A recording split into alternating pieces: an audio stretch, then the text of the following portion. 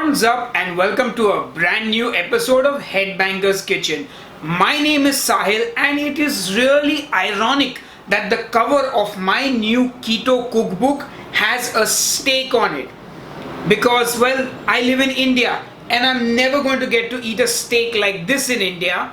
And that's not because we Indians don't eat beef. We do eat beef.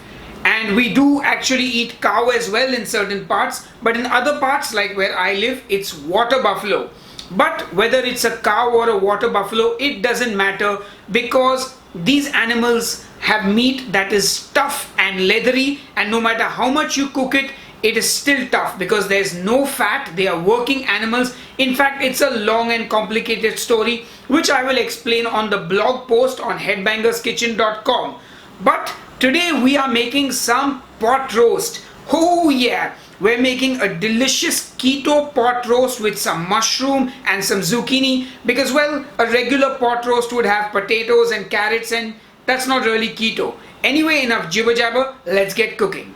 So the first thing I'm going to do is prep some mushrooms. I'm using some nice portobello mushrooms, and what I'm going to do is I'm going to remove the stalks of the mushroom and set those aside as I'm going to use them to make the sauce. And then I'm going to take the caps of the mushroom, and the bigger ones I'm going to cut into 4 nice big chunks and the smaller ones into 3 nice big chunks. The idea is that you have nice meaty mushrooms in the sauce. Once that's done, it's time to tackle my beef, and I am using beef tenderloin. Now if you live anywhere outside India, I would strongly recommend you use some kind of cut meant for roasting. So you can use chuck, you can use the short rib, you can use anything that basically is for stewing. Ask your butcher, he will help you out.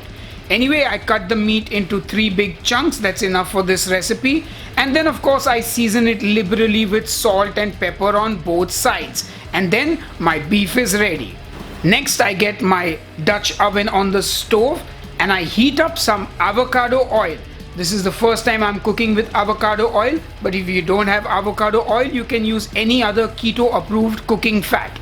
Once that oil is nice and hot and it's smoking, I'm going to sear off the beef. What we're trying to do basically is just get some color and brown the meat. We're not looking to cook the meat all the way through. So put it in the pan, don't touch it, just let it cook on one side for a minute or 2, and once it's nice and brown, you're going to flip it over and let the other side brown. Now since these are pretty big chunks of meat, I'm going to sear it on all sides, not just the top and the bottom, on the left and the right as well. Anyway, sear your meat, get some color on it, and then get it out of the pan.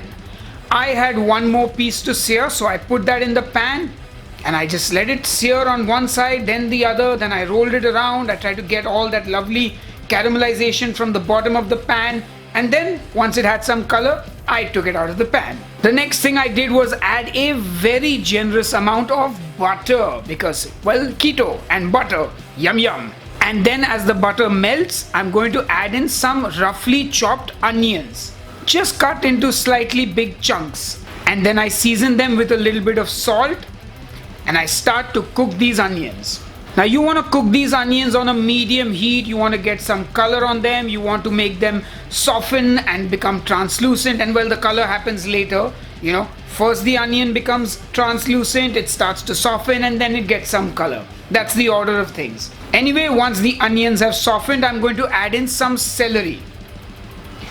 And then we're going to cook that, and that will soften as well. Now normally for a pot roast, you would use onion, celery and carrots. But since carrots have too many carbs, we're skipping those. This is normally called mirepoix. I think that's how you say it. And it's the base for most sauces in French cooking, or even stocks for that matter. Onion, celery, carrot. Anyway, we got no carrots here. Once the onion and the celery have started to soften and get a little bit of color, slightly brown, I'm going to add in some garlic cloves. And I'm also going to throw in the stalks of our mushroom. And I'm going to throw in a bouquet garni. Now a bouquet garni is basically just herbs tied together, and I'm tying up some bay leaves, some thyme and some rosemary, and just take some butcher string and tie it up, and that's your bouquet garni. And I throw that into the pot as well and give it all a good mix. And of course I let everything cook down. Now the reason why I use the mushroom stalks is because I don't want to waste any part of the mushrooms, and all the veggies are going to help us make the sauce really nice and thick without using corn flour. Oh yeah, that's my little trick. And the reason we are using the bouquet garni is because we want to take out all the herbs later. You'll find out soon enough. Anyway, once the veggies are cooking and the pan starts to get brown at the bottom and you can see it turning darker and darker, we're going to deglaze with some red wine vinegar. You can also use cooking wine, you can also use white wine vinegar. This is mainly to add a little bit of acidity to the sauce. So anyway, give that a good mix and deglaze the pan. Anyway, now it's time to add in our beef, resting juices and all. And then we're going to add in some beef stock. Beef stock, chicken stock, beef broth, any kind of stock that you have lying around, or you can even just use water. And now we're going to cover it and let it cook till the beef is nice and tender. And I'm going to tell you to leave the lid slightly open so that the steam can escape. Now ladies and gentlemen, since I'm using beef tenderloin, I'm not going to cook my beef for very long because tenderloin cooks super quickly. However, if you're using chuck or you're using brisket or you're using short rib, it's going to take maybe an hour and a half to 2 hours on the stove top. Alternatively, you can just put it in your oven at like 190 degrees Celsius for 3 to 4 hours, because remember, slow cooking cuts take time. So just wanted to give you that bit of information. I will have more details, tips and tricks on headbangerskitchen.com. So after about 20 minutes, my beef tenderloin is ready and I'm going to just take it out of the Dutch oven and set it aside. Now I'm just going to let this sauce reduce a little bit more, so I'm just going to keep the heat up and let it boil away rapidly. So now after cooking this for about 10 minutes or so, I'm going to fish out the bouquet garni because I'm going to blend everything that's in the pot. Yeah baby, that's how we're going to thicken our sauce. I've already told you that. Anyway, take out that bouquet garni, and I was fishing around because I was pretty sure I saw a stray bay leaf in there somewhere. And I found it. So I took out that bay leaf. Then I ladled out all the vegetables from the Dutch oven into my food processor. So just fish them out as best you can and put them in your food processor. Make sure some of that stock goes in as well. And then I'm going to blitz it all. And you're going to get a lovely thick puree. And then what I'm going to do is I'm going to pour the rest of the braising liquid from the Dutch oven into the food processor and give it all another good blitz. And then our sauce is pretty much ready. Now I'm going to get that same Dutch oven on the stove again, and I'm going to heat up some butter. And then I'm going to add in the mushrooms. And I'm going to season the mushrooms with some salt and some pepper. And the idea here now is to saute these mushrooms. So just cook them on a medium-high heat. Keep stirring them around. And I realized I didn't put enough butter in, so I decided to throw in some avocado oil, just so that there's enough fat in the pan. Then the next thing I did was add some yellow zucchini, once again cut up into big chunks, and I gave it all a good mix.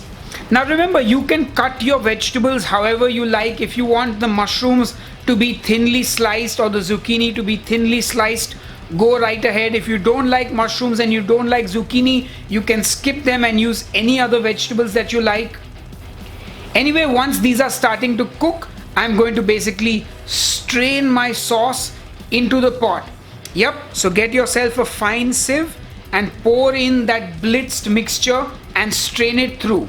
Now what this will do is it'll ensure a silky smooth sauce, and all the fibers of the vegetables that didn't get blitzed up, they'll get stuck in the sieve, and you'll have the smoothest, creamiest, velvety sauce ever. And it'll be nice and thick, and no corn flour will have been used. So anyway, it might take some elbow grease, but put that through the sieve and make sure you get all the good stuff from the bottom. And then give it all a good mix, ladies and gentlemen, and we have a delicious looking sauce already. Now I'm going to add a little Worcestershire sauce to this. This is a little secret to add some more flavor to the sauce.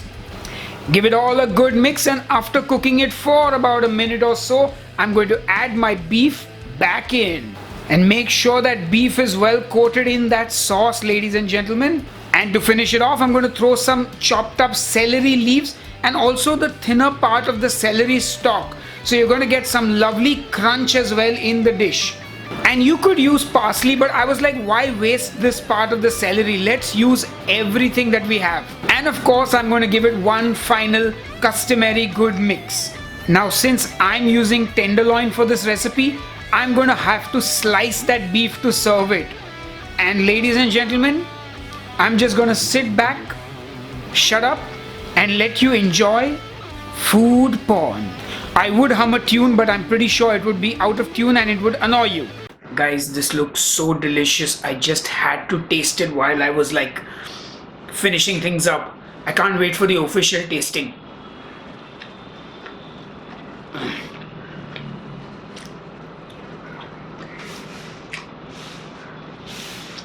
But just look at that beautiful, tender, juicy, succulent water buffalo. Oh yeah!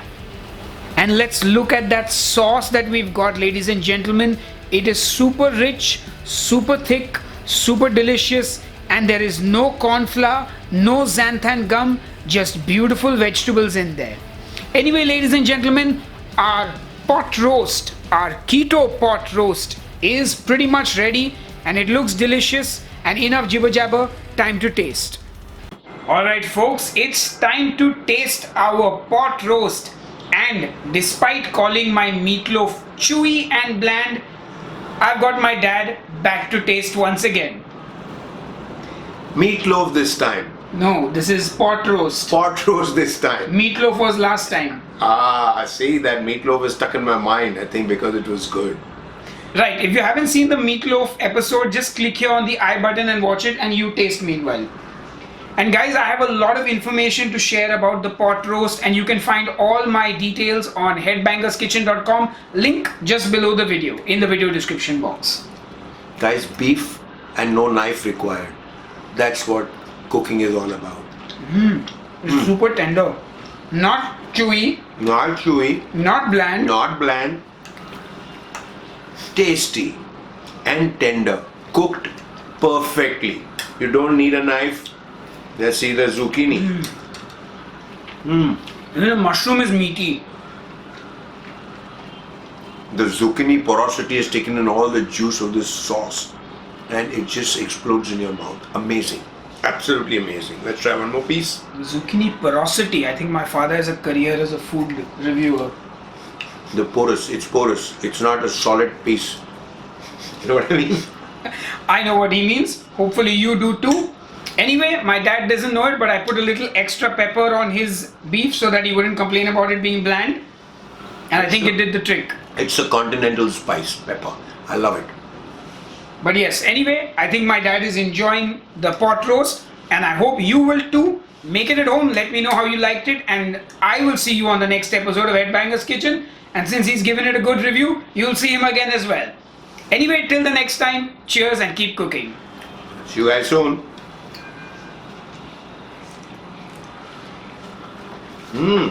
What is that? Crunch. Zucchini. No, there's a small piece of Celery. Ah.